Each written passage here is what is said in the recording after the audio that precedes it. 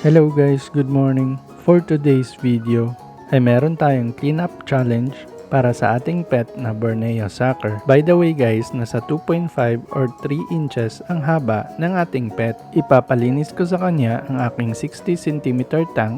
Titignan natin kung ilang araw niya ito matatapos. So kung mapapansin nyo ay sobrang dumi na ng tank ko. Almost 2 months na itong walang linis.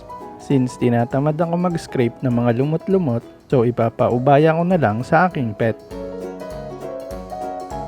Kaya na guys, idadrop na natin siya at titignan natin kung gaano ito ka-effective sa tank natin. Kung mapapansin nyo ay napakakapal na ng mga lumot, lalong-lalo na sa pinakailalim. Kaya naisipan kong ipalinis ito, baka ito pa ang dahilan kung bakit mamamatay ang mga alaga natin. Ito naman ang close-up sa tank.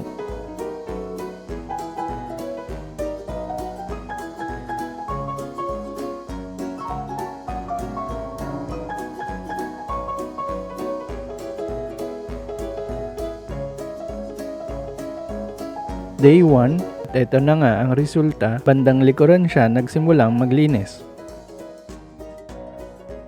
Day 2, boom! Halos nalinis na ang aquarium ko.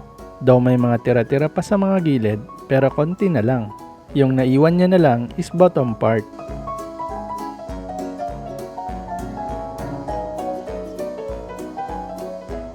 Day 3, ay tinanggal ko na nga yung mga lumot gamit yung suction equipment natin at ito na nga yung final result. So for my conclusion, kung titignan yung maigi, ay meron pa namang ibang part na hindi niya nalilinis. Kaya ng tray na ito sa middle at edges. Ang downside lang ng janitor fish na ito ay sobrang dami niya rin magdumi. Mabilis din lumabo yung tubig, lalong-lalo na kung maliit lang yung tank mo. It takes 3 days para malinis ng ating janitor fish. Ayun guys, I hope may natutunan kayo sa aking alaga.